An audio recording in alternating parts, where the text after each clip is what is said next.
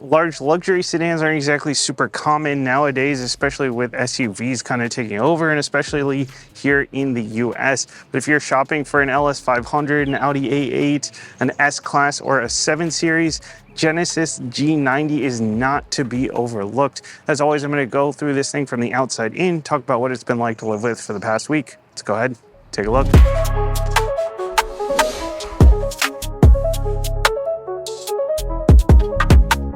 The G90 is offered in two different trims, and there's no real build your own burger kind of situation here like you get with Lexus or some of the other competitors. You pretty much get what you get. You have a couple of different accessory options, a couple of different paint colors and interior choices, but in terms of features, it's pretty much you get a $90,000 well-equipped vehicle or a $100,000 e-supercharged, even more well-equipped vehicle. And I'm going to go through sort of what the differences are between the two trims as we go here, but this one is the $100,000 e-supercharged variant. Starting off under the hood, we have a 3.5 liter twin turbo V6, which typically makes 375 horsepower, 391 pound-feet, but here in the e-supercharged version with the 48 volt electric supercharger, it makes 409 horsepower, 405 pound-feet. In addition to the bump in numbers, it also helps smooth out your inputs a little bit, especially when going from a stop. We'll talk about that a little bit more during the drive. Your only transmission choice here is an 8-speed automatic, and power will go through all four wheels, though with this being the upper spec, you'll also get rear wheel steering. And while you'd think the electric boost would help with fuel economy, it actually hurts. It goes down to 17 city, 24 highway. I'm averaging around 22 combined, so I am getting sort of towards the upper end of that, but still not awesome in terms of fuel economy. The G90 is very much in the full-size sedan category, sitting at about 208 inches, a little bit longer than the Lexus, about half a foot shorter than the 7 Series, but definitely very much in the full-size segment. I've sort of been barely able to cram it into my garage, and we're sitting on a massive 125-inch wheelbase. Lovely 21-inch wheels. I really love this design quite a bit. The standard ones are going to be 20s, but here in the upper spec you get 21s. Either way, you get a respectable Michelin Primacy Tour all-season tire. And those are actually a staggered setup, so you've got wider tires in the back because it is a rear-biased all-wheel drive.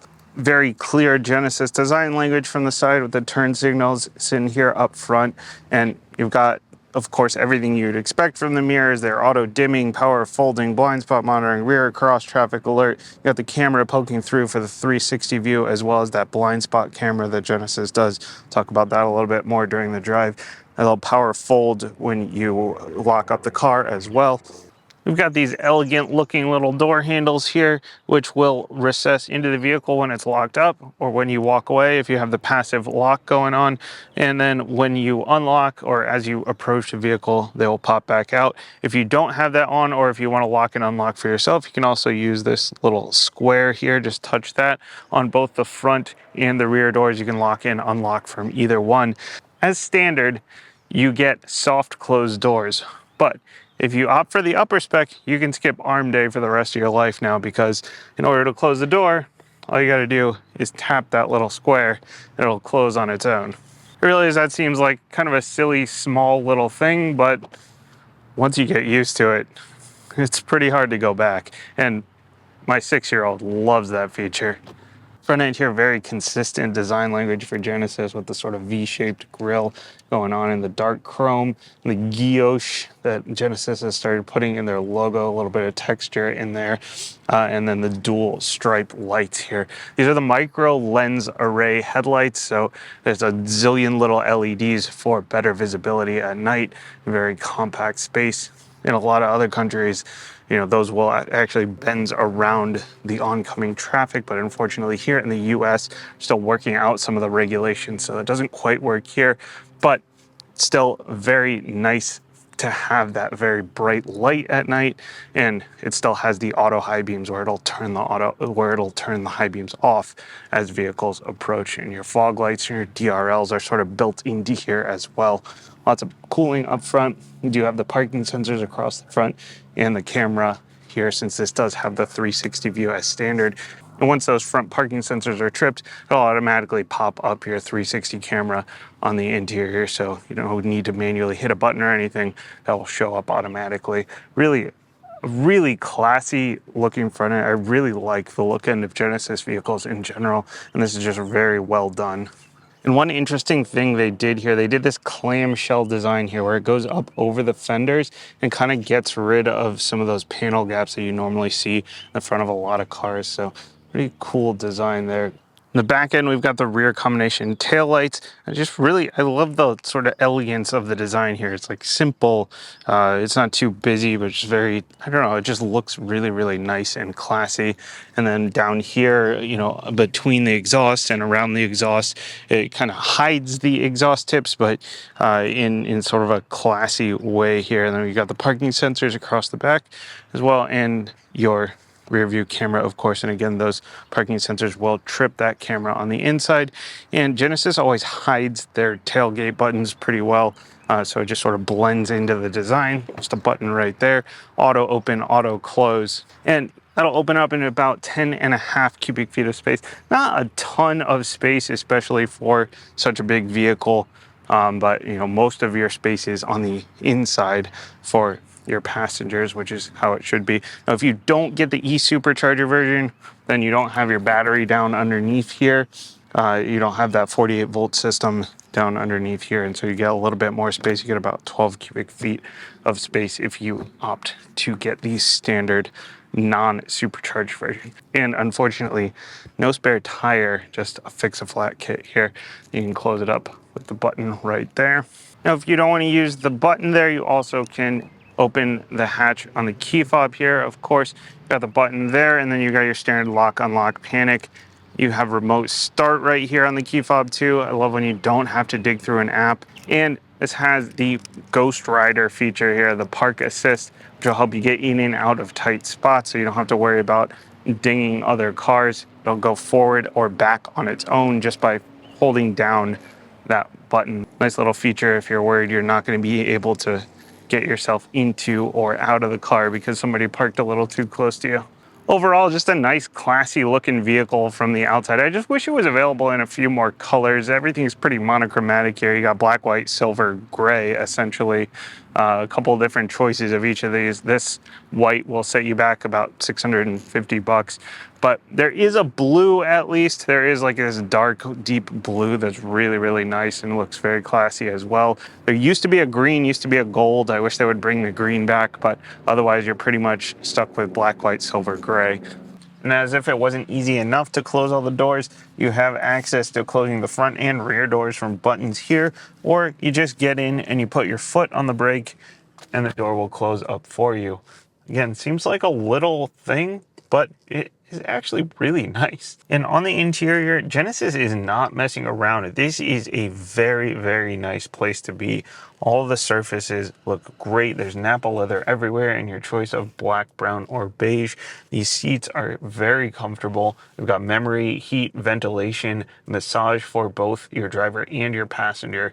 Infotainment is one of those giant widescreens, but they have added some separation here with your dimmer and your trunk opener button, so it does provide a little bit more of a split here, and it's not like tacked on top of everything. It feels a little bit more integrated than a lot of the competition, but unfortunately this is just where everyone seems to be heading with these large wide screens. And it still means that the top of this is cut off because it's a rectangle. The top of the cluster is cut off because it's a rectangle behind a round steering wheel. So not my favorite choice in terms of the giant widescreen, but it is executed well. Infotainment is controlled by your choice of touch or this command center down here with the control knob and the nice metal buttons. Really like the layout of this, and I like having choices. Apple CarPlay, Android Auto are both wireless. Now, if that isn't working when you first get in your car, you might have to do a software update. I had to do a software update in this one in order to get that to start working, but after that, it has worked seamlessly. I love the tile layout that Genesis uses here. It's quick, it's simple, it looks classy, it's very easy to use and clear what everything does. You have your safety, your driver's assist, your sound settings, all kinds of vehicles set up in here. You also have a mood curator. You can pick different moods, and you can set up like the whole entire car of what each mood is, whether you want the blinds open or closed in a specific mood, your fragrance, your sound settings, your seat settings, your ambient lighting. You can sort of just pick these whole package options and set everything up exactly the way that you want it, and then cycle between different moods depending on time of day, how you're feeling, whatever you want to do. So that's a really cool little thing that they have in here. And for those sound settings I mentioned, you have the choice of like a stadium sound, a studio sound. You can do like a concert hall kind of sound, and then you can get even more granular with it. And this one being the upper spec, it has the 3D Bang & Olufsen system with 26 speakers in it. The cluster here is your sort of typical Genesis with the big clear dials on the sides, and then you've got your extra information in the middle that you can cycle through, and your driver's assist safety stuff will show up as you use those features. I do kind of miss the old style that Genesis used to use with the action, and I wish they would go back to like real analog gauges with pins. I feel like it has a little bit more of a classy feel to it. But as far as this digital cluster goes, it definitely gets the job done. It's clean, it's clear, it's simple. Standard head-up display includes your speed limit, all your traffic sign recognition, safety, driver's assist stuff. There's blind spot monitoring in there. It'll do your nav, whether you're using the onboard nav or Android Auto Nav. Very, very well done. Heads-up display. It's clear. It's clean. There's a lot of information, but it's not cluttered. Your seat settings, as I mentioned, are over on the door. You have 3 different memory options, as well as being able to adjust your passenger seat. And there's your massage function right here on the door, easy access. It is a legit massage. HVAC is a mix of buttons and switches and a little bit of digital in here. There's one complaint that I would make about this interior. It's I don't love the glossy black stuff here and here, and then on the steering wheel, but there's not a ton of it. It's not egregious, and that's really the only glossy black throughout this entire cabin, which is a good thing because most cars, even at this price point, are going crazy with the glossy black materials, and I hate them. So I'm glad that they've at least minimized that here. It would be nice if this was tilted a little bit up more, just to be able to see it a little bit more easily. I'm glad at least if they're going to put all the HVAC into a screen, that it's at least a dedicated screen, which means you don't have to cycle through a bunch of menus in order to get to it. Then you do have some access, some physical buttons up for the infotainment up here as well. And then your fragrance as well, because you can swap out different fragrances, same way as with the GV80 I was in. The one thing about this wireless charger is it does get quite hot. It also doesn't work super well if you have your phone in your case. So you got to take the phone out of the case, but then it works fine. But it does get quite hot. I know in some of the other, like the Hyundai vehicles, have started adding fans in for the wireless charger. It would be nice to see that here in this Genesis vehicle as well.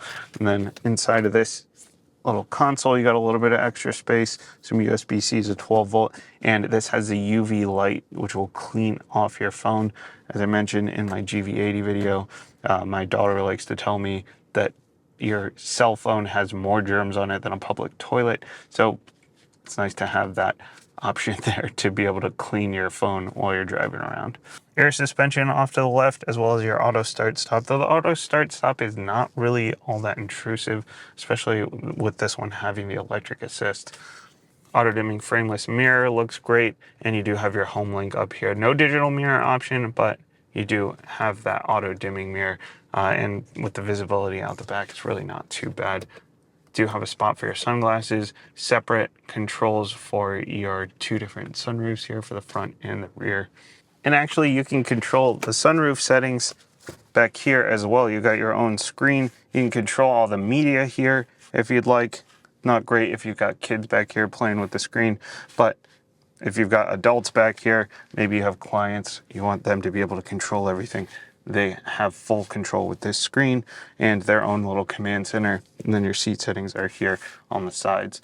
This might actually be cushier than it is in the front seat. There's massive amount of space here for my legs. It's rated at like 37.8 inches. I believe that is got to be wrong. I don't know how they measured that, because there is so much space. A little mat pocket. You got your seat settings over here on the side. These seats recline. They have memory settings. They have heat as standard if you opt for the extra 10K package for the upper spec that I have here. They also get ventilation, they get memory, and they get massage, so you can have massage seats back here as well. This is a super nice place to be. That also gives you this vanity mirror. You do have the blinders on the sides here as well. You can control both blinders from this side, from each side. You can also control the blinders from the front, from the driver's seat. Wireless charger here, because of this is the upper spec. A little bit of extra space, some USB-Cs, and then this also has the UV light in here, so you can clean your phone in this back console as well. Now this is technically a 5-seater. In a pinch, you can get somebody in the middle, and I have, but there is a trans tunnel here to straddle, so that's not necessarily ideal. But generally speaking, this is a really nice place to be in both the front seats and in the back seats. When it comes to the driving experience, I've been driving this car around for the last week, daily driving it to work, driving my family around, and now I'm on a 3-hour trip through New York into Pennsylvania for a driving event I go to every year. And so I've got a pretty well-rounded picture of this car in a lot of different situations, and it drives so nicely in all of these situations. And this trip especially, last year I was in a Civic Type R, so this is a bit of a different experience, but it's so smooth, it's so comfortable. In addition to the nice long wheelbase, this one being the upper spec also has the air suspension, so it makes everything smooth out quite a bit more. Around town it'll raise up, and then all the roughness in the roads, you don't really feel all of that as much. And then on the highway it'll lower down to give you a little bit better aerodynamics, a little bit better fuel economy.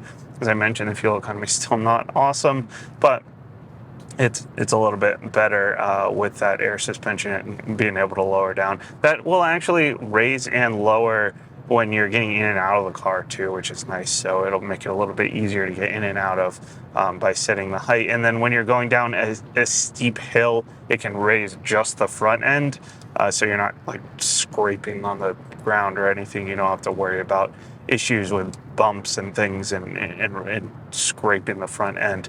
So really nice feature to have here in the upper spec. In addition to the air suspension, the upper spec also gets you the rear wheel steering. So what that does is it'll get you up to 4 degrees of turn in the rear wheels in the opposite direction of the front wheels when you're going at low speeds, and then at higher speeds it'll go up to 2 degrees in the same direction as the front wheels. So the point of that is essentially it makes you feel like you have a shorter wheelbase than you do when you're at lower speeds. It helps with maneuverability, it tightens up your turning radius a little bit, so you get the nice benefits of having that smooth, comfortable ride from the long wheelbase, and then you don't sacrifice maneuverability because you have that rear wheel steering. And then at higher speeds, what it'll do is it'll help you sort of balance a little bit better when you're going through big sweeping curves on the highway. So really, really nice feature to have. Now, beyond that, everything here is pretty much the same between the two specs. And so you get all this whole suite of driver's assist and safety features, which Genesis has this highway drive assist 2, which is such a nice thing. It keeps you centered in your lane, and it keeps your distance in front of you is essentially your radar cruise mixed with lane centering, and it does a very, very good job. This one will also change lanes for you, so you just hit your turn signal, it'll look for an opening, and it will change lanes. Now, this is not a hands-free system, though. You do have to keep your hands on the wheel. That's really about the only thing that would make this driving experience even better, is if it had like a true hands-free system for the highways, like a Super Cruise or something. That system also shows you kind of all the different cars around you with little blocks in the gauge cluster as well as in the heads-up display. Heads-up display also has a lot of your driver's assist stuff and your navigation. Even if you are running your Android Auto Nav or Apple CarPlay Nav, it will still give you detailed directions through the heads-up display. Really, really nice to see that. Your blind spot is in the heads-up display, which is something I love that Genesis does, and you don't even have to really take your eyes off the road to know that there's somebody in your blind spot.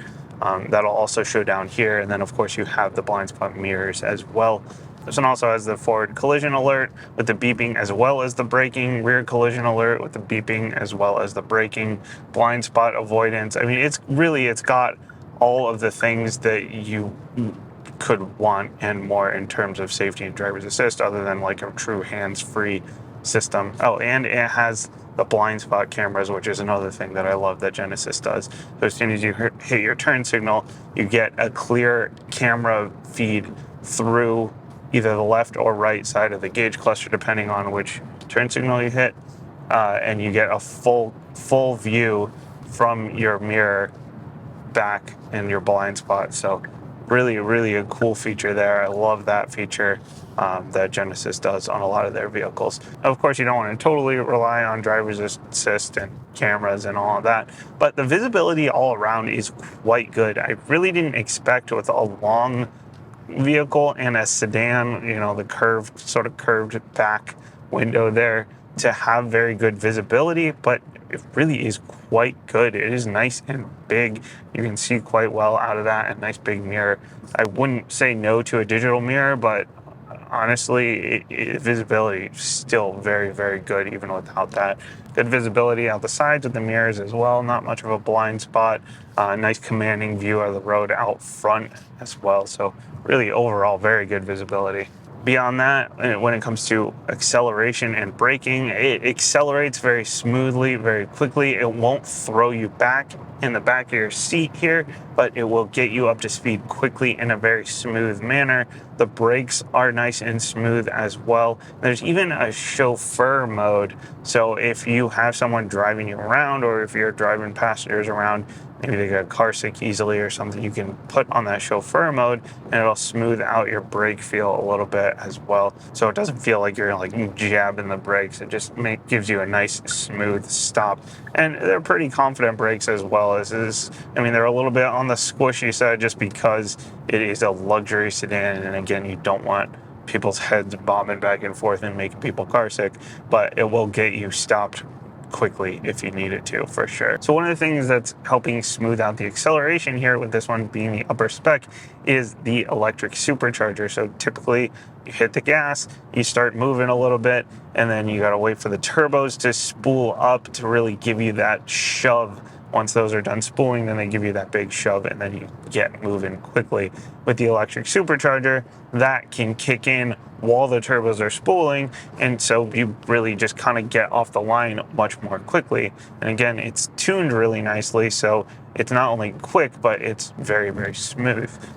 And lastly, it's really quiet in here. You've got the laminated glass, active noise canceling. It's really nice and quiet. Everything about this driving experience really is just nice. It's just a nice place to be. And I've had no issues with passenger complaints either. My family, my mother-in-law, my kids, my wife have all really enjoyed riding around in this car, and I've enjoyed driving it. It really is a lovely driving experience all around. At the end of the day, the G90 is a great package at a great price. I love that they don't nickel and dime you over everything as well. You get two choices. You get a very well-equipped vehicle at 90 grand, or an even better equipped vehicle at 100. If it was me, I would definitely spring for that top spec. I do think that it's worth it for the e-supercharger, the air suspension, and the rear steer. And then if you're going to have people in the back seats a lot, then it makes it even more worth it for the extra seat functions back there. But overall, really a very good vehicle, and I would 100% be checking this out if I was looking for a large luxury sedan. As always, let me know what you think down in the comments about the Genesis G90. Thanks for watching. I'll see you next time.